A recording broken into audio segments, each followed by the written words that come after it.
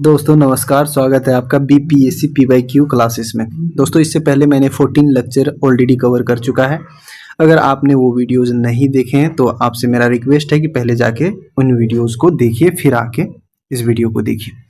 दोस्तों देखिए आज का पहला सेशन क्या है। पहला क्वेश्चन क्या है आज का सेशन का पहला क्वेश्चन देखिए क्या है। इंडिका का लेखक कौन था।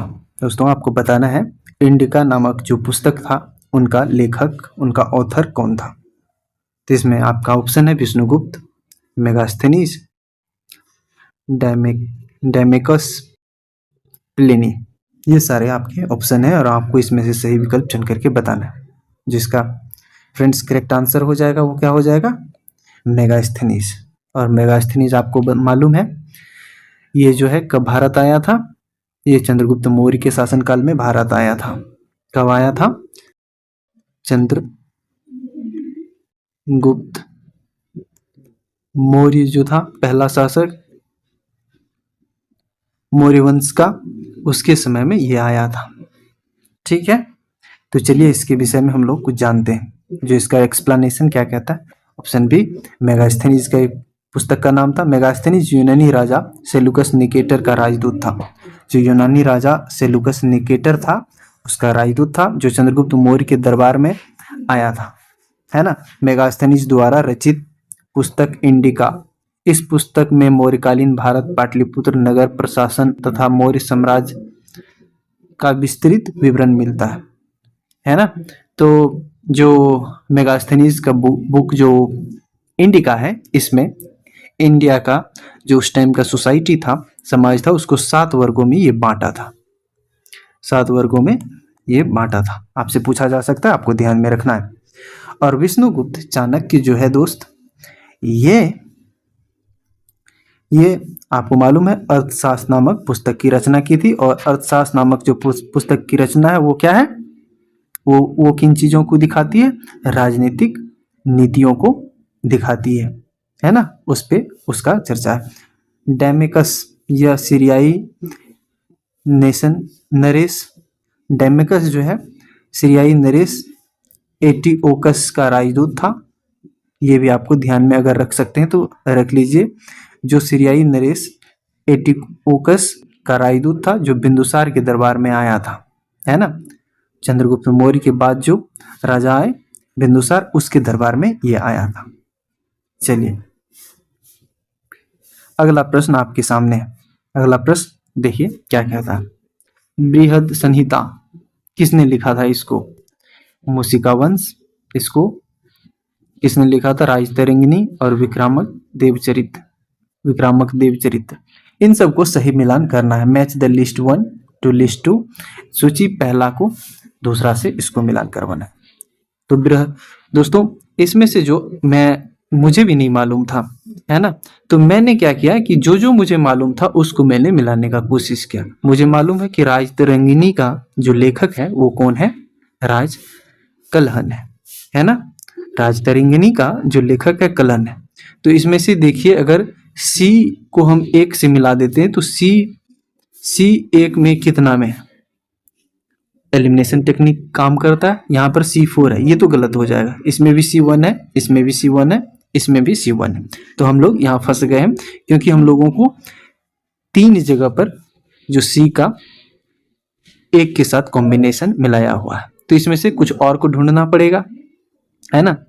जो बृहद संहिता है ये लिखा गया है ब्राह्महीर के द्वारा, है ना। तो बृहद संहिता ब्राह्महीर के द्वारा लिखा गया है। तो ए को अगर 4 से मिलाइए, तो ए को अगर यहाँ से 4 से मिलाओ, यहाँ 4 से मिलाओ, तो ये ऑप्शन एलिमिनेट हो जाता है। अब हमारे बीच 50-50 सी और डी में से कुछ हो सकता है।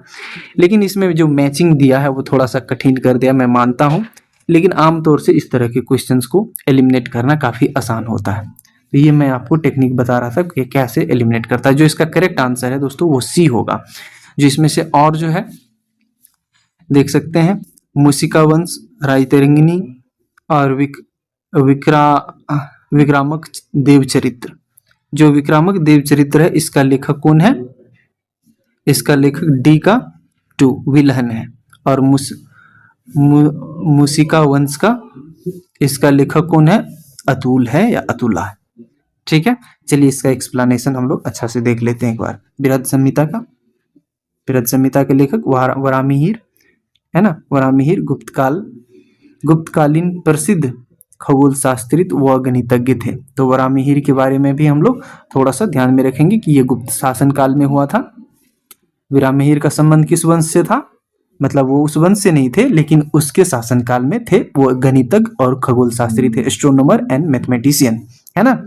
मूसिका वंश, अतुला।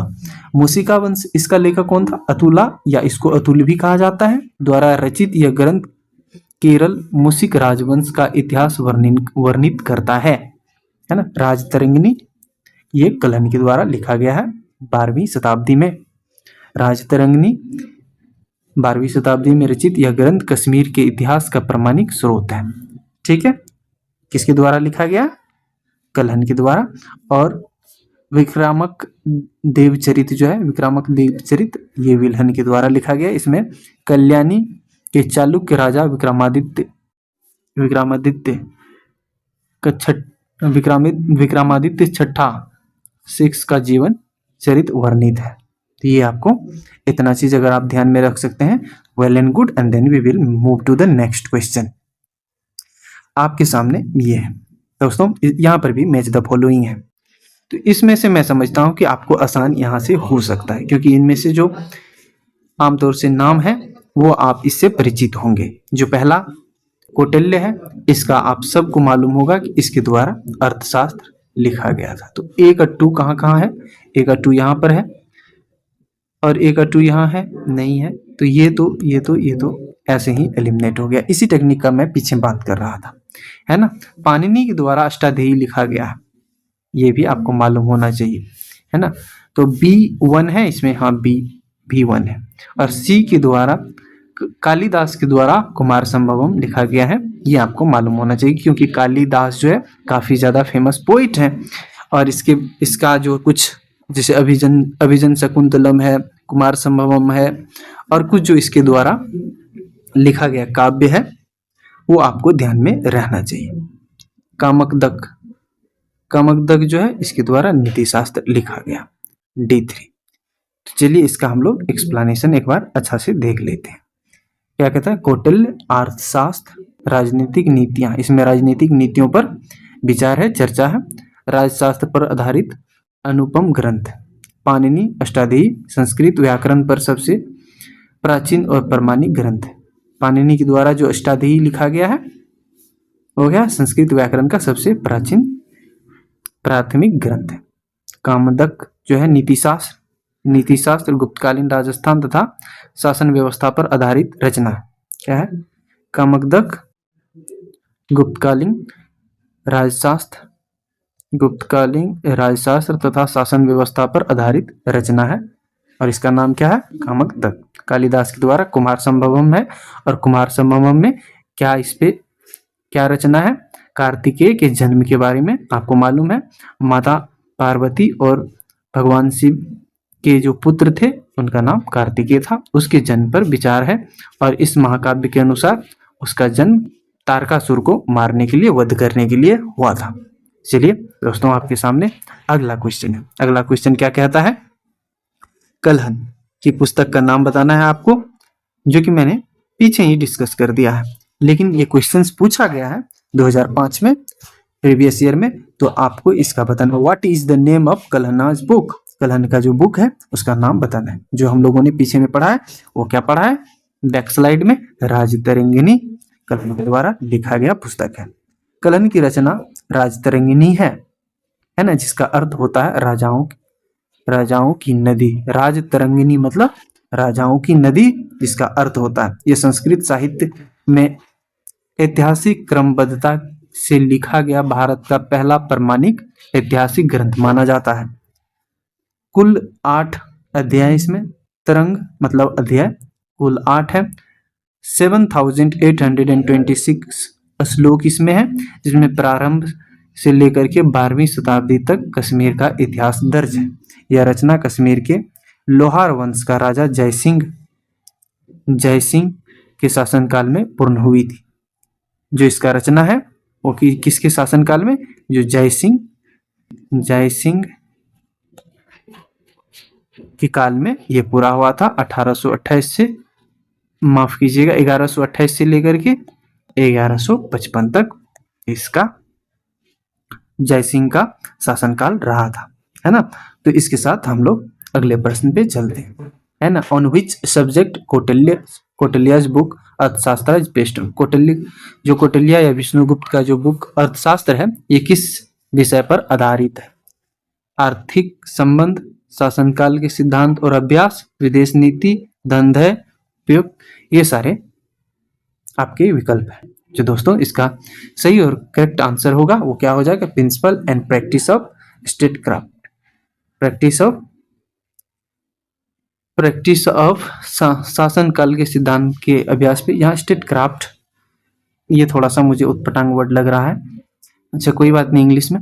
जो हिंदी में है, शासनकला और सिद्धांत के अभ्यास पर ये आधारित है ना। तो इसका एक्सप्लेनेशन हम लोग देखते हैं। कौटिल्य चाणक्य द्वारा रचित अर्थशास्त्र मुख्य रूप से शासनकला, ये कला के लिए ना यहाँ पर क्राफ्ट यूज कर दिया है, मुझे नहीं लगता है कि ये सही होना चाहिए, है ना। शासन कला जो है राजनीति तथा विदेश नीति का महान ग्रंथ है। इसमें राज्य संचालन, राजाओं के कर्तव्य, विदेश नीति, न्याय प्रणाली एवं आर्थिक प्रबंधन सभी पहलुओं का विस्तृत समावेश है ना। जो इसमें से इसका करेक्ट आंसर माना गया है वही एक से अधिक। देखिए माफ कीजिएगा, यहाँ पर आर्थिक संबंध से तो है ही, शासन कला से भी है, विदेश नीति से भी इसमें चर्चा है।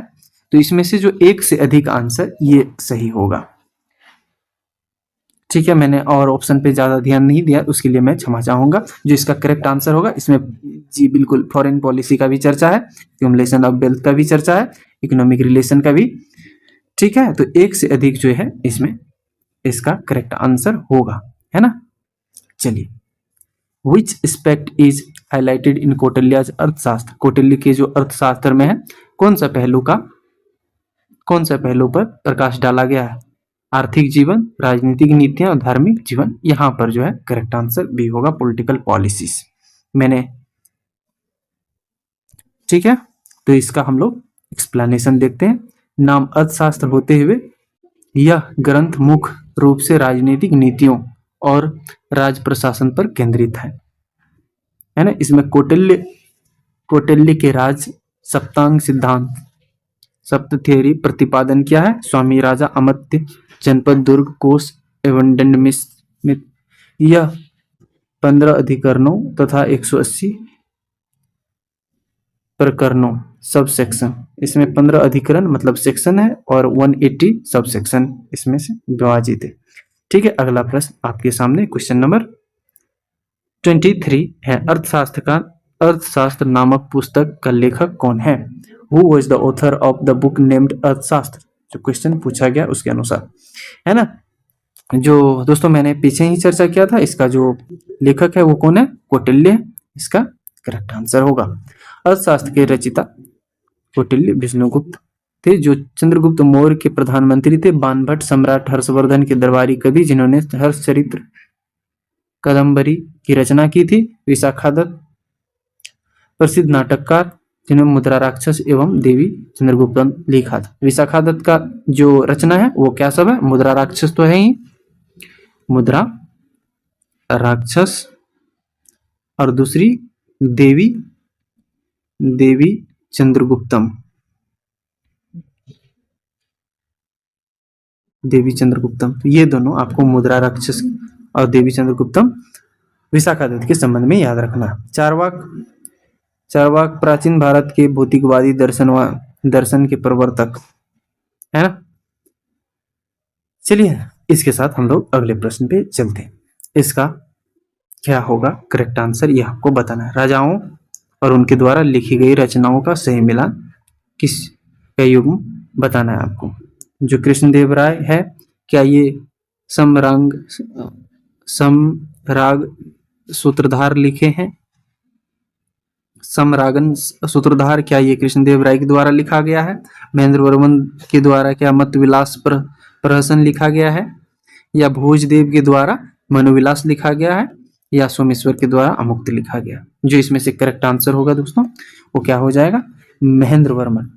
महेंद्र वर्मन के द्वारा क्या लिखा गया, मतविलास प्रहसन। मतविलास प्रहसन जो है ऑप्शन बी इसका करेक्ट आंसर हो जाएगा। Mattavilasa option B correct answer, Mattavilasa Prahasana. Mahendra Varman प्रथम, पल्लव नरेश, उन्होंने संस्कृत हास्य व्यंग नाटक मतविलास की रचना की थी, है ना। कृष्णदेव राय, उन्होंने तेलुगु भाषा में अमुक्त देखिए क्या कहते, महेंद्र वर्धन प्रथम ने पल्लव नरेश। तो महेंद्र वर्धन प्रथम जो है वो किस वंश से संबंध रखते थे, तो पल्लव वंश से। उन्होंने संस्कृत का हास्य व्यंग नाटक मतविलास प्रहसन की रचना की थी। और कृष्णदेव राय ने विजयनगर एम्पायर के जो राजा थे कृष्णदेव राय, उन्होंने क्या लिखा था, अमुक्त माल्यद। अमुक्त माल्यद किसके द्वारा लिखा गया है, ये कृष्णदेव राय के द्वारा लिखा गया। अब भोजदेव जो है परमार राजा भोज जो है ये क्या लिखा है, सम्रागन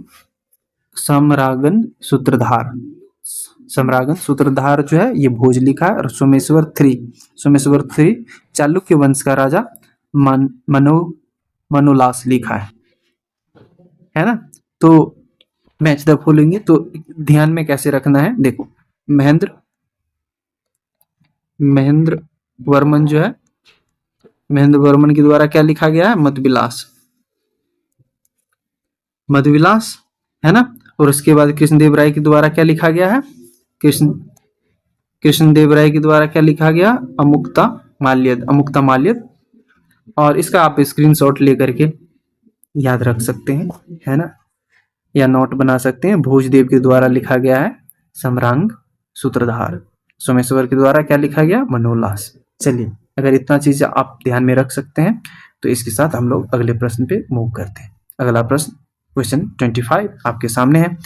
who wrote Periplus of Erythraean सी।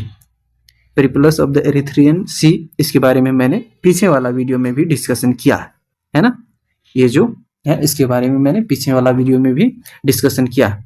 ये किसके द्वारा, यहाँ पर क्या कह रहा है, किसने लिखा है दोस्तों, इनमें से जिसका करेक्ट आंसर हो जाएगा वो नन ऑफ द अबव, क्योंकि इसका कोई अभी तक पता नहीं चल सका है जो किसने इसको लिखा है। पेरिप्लस ऑफ द एरिथ्रियन सी लेखक अज्ञात एनोनिमस है, मतलब इसका कोई अता पता नहीं है कि किसने ये लिखा था। माना जाता है कि जो समुद्री व्यापारी थे उनके द्वारा ये पुस्तक काव्य लिखा गया है। और इसमें काफी महत्वपूर्ण, भारत के विषय में भी काफी महत्वपूर्ण विषय पर चर्चा है।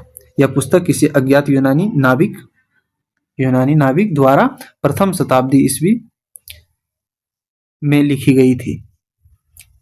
इसमें लाल सागर, फारस की खाड़ी, हिंद महासागर में होने वाले ग्रीको रोमन व्यापार, भारत के समुद्री बंदरगाहों जैसे भरूच, बारीगाजा, मुजरिस आदि की महत्वपूर्ण जानकारी मिलती है। तो इसमें से जो करेक्ट आंसर हो जाएगा वो क्या हो जाएगा, वो correct answer none of the above. जो दोस्तों आपके सामने अगला प्रश्न है ये रहा, who is the author of Prithviraj Raso. Prithviraj Raso के लेखक कौन है।